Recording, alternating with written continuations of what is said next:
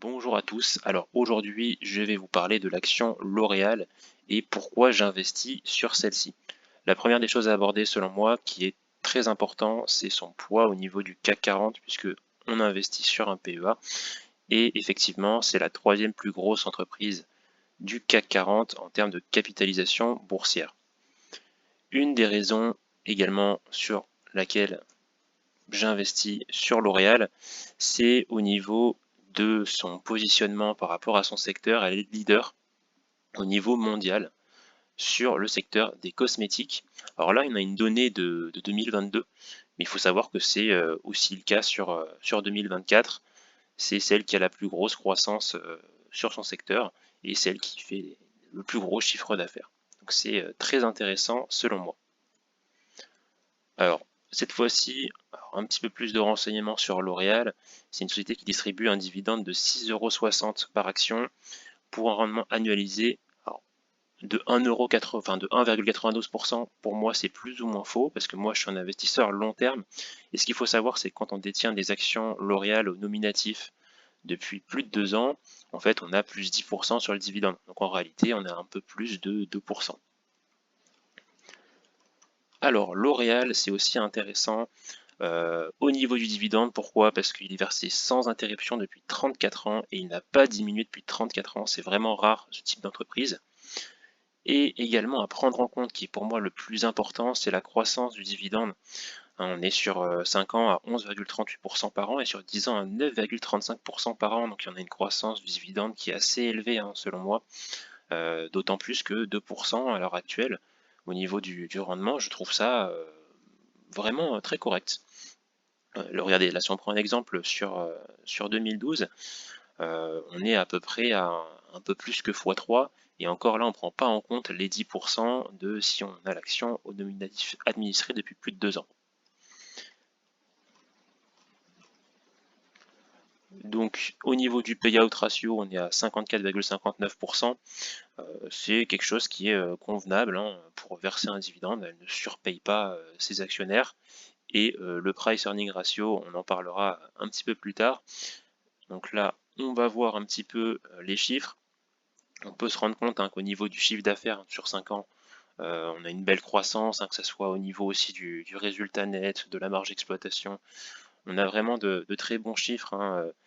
Le chiffre d'affaires qui a augmenté de 37,86% en 2019 et 2023, résultat net de 64,91%, une marge d'exploitation qui est très correcte honnêtement, et une marge nette aussi qui est très correcte. Ce que j'apprécie énormément dans cette société, c'est le nombre de marques différentes.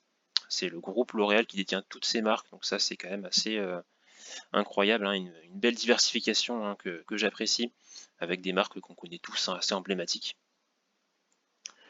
Ce que j'apprécie beaucoup aussi sur cette action, c'est que la croissance est assez bonne finalement au niveau du chiffre d'affaires. Donc là on est sur la publication de résultats du 30 septembre 2024. Donc on est à plus 6%. Une belle diversification par division ou sectorielle, avec des produits professionnels, des produits grand public, du luxe et de la beauté dermatologique, et une très belle diversification géographique. Moi j'apprécie beaucoup parce qu'on est à peu près, comme vous pouvez le constater, à un tiers du chiffre d'affaires en Europe, à peu près un tiers en Amérique du Nord et un tiers sur le reste du monde. Donc c'est vraiment une bonne répartition. Moi j'apprécie beaucoup ce type de répartition. Donc je suis satisfait de cela. On va passer à mon indicateur que je préfère tout simplement. C'est le price earning ratio. Et je le préfère, surtout sur cette action-là, je trouve qu'elle est vachement intéressante. Le PER est vachement intéressant. Là, on peut voir sur 10 ans qu'on est à des niveaux qui sont revenus et qui sont très corrects. Sur un an, on a fortement chuté, on était selon moi survalorisé. Et là, on est à des niveaux où on n'est pas sous-valorisé, mais on est à des niveaux où c'est intéressant. On peut voir même sur 5 ans, on est à des niveaux assez faibles. Donc voilà, pour moi, ça peut être intéressant de rentrer sur ces niveaux-là parce que L'Oréal, c'est quand même une entreprise qui a toujours été bien valorisée. Et je préfère acheter des entreprises qui sont solides, bien valorisées, que des entreprises qui sont pas trop solides, sous-valorisées. Après, c'est une question de point de vue, hein. Mais moi, à ces niveaux de valorisation, je trouve ça très intéressant. Hein, on voit les scénarios Boule et Bear. Effectivement, là, ils nous disent, hein, que le PE ratio, il est plus important que la médiane du secteur.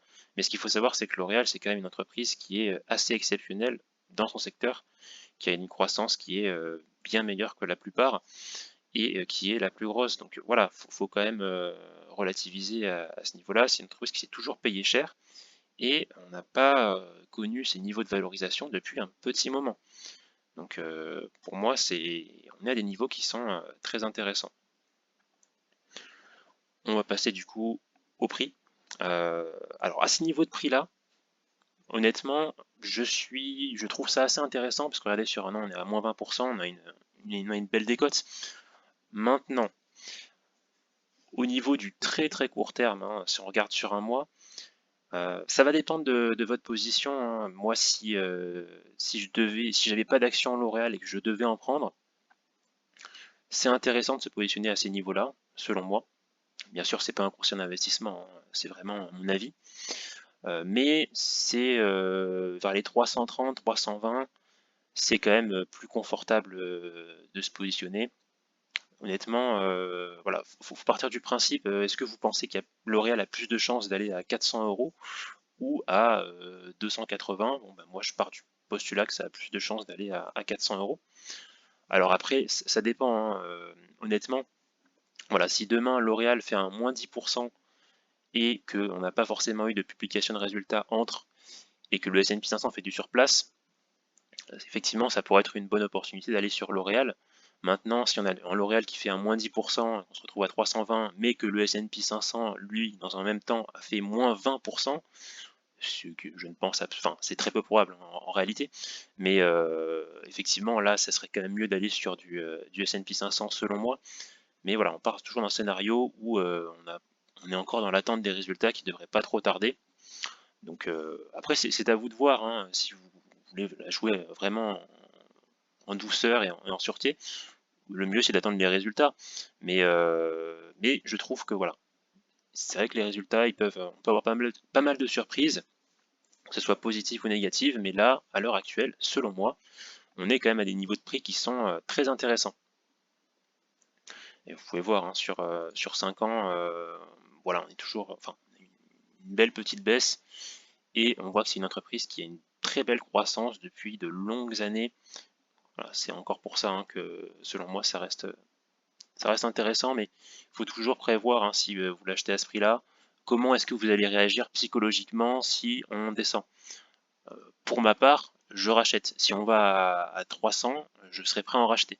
Mais si vous vous sentez pas prêt à en racheter à 300, je serai vous, j'attendrai un petit peu, peut-être éventuellement 320, 330 avant d'en acheter, mais j'ai bien peur que ça n'aille pas beaucoup plus bas. Du moins, moi, je la vois pas forcément aller beaucoup plus bas. Ça reste mon avis, hein. C'est largement possible qu'on aille beaucoup plus bas, mais voilà, pas de prudence.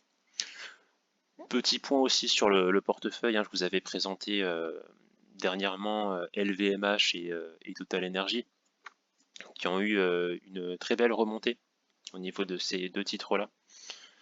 Donc voilà, c'est aussi ça ce que je voulais vous montrer, c'est que quand on a des opportunités, c'est quand même assez important de les saisir.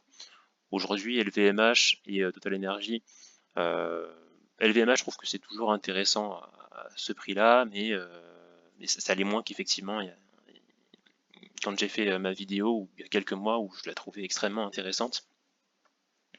Et au niveau Total Energy, pour vous faire un update, je trouve que c'est assez neutre. Là, je ne me positionnerai pas sur ces prix-là au niveau Total Energy. J'attendrai avant de renforcer. Maintenant, on ne sait jamais ce que le cours nous réserve.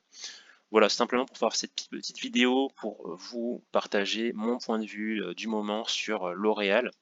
Pour ma part, au niveau de mon nombre d'actions L'Oréal, ça représente une part assez importante de mon portefeuille, environ 16% à l'heure actuelle.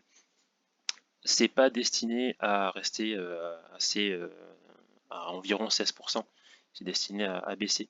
Je compte bien sûr augmenter ma part de S&P 500, enfin du S en général, comme je vous en ai fait part dans ma précédente vidéo. Mais ça se fera avec le temps. Je ne compte pas vendre du L'Oréal, mais simplement renforcer les US pour baisser ma pondération sur L'Oréal. Mais je reste investi parce que j'estime que sur du long terme, c'est une très belle société et on a l'opportunité de pouvoir y investir via un PEA. Donc c'est ce que je fais et je reste investi. Voilà, vous avez mon avis sur l'action L'Oréal. N'hésitez pas à me dire ce que vous en pensez en commentaire pour qu'on puisse en débattre tous ensemble et je vous souhaite une bonne journée. Au revoir.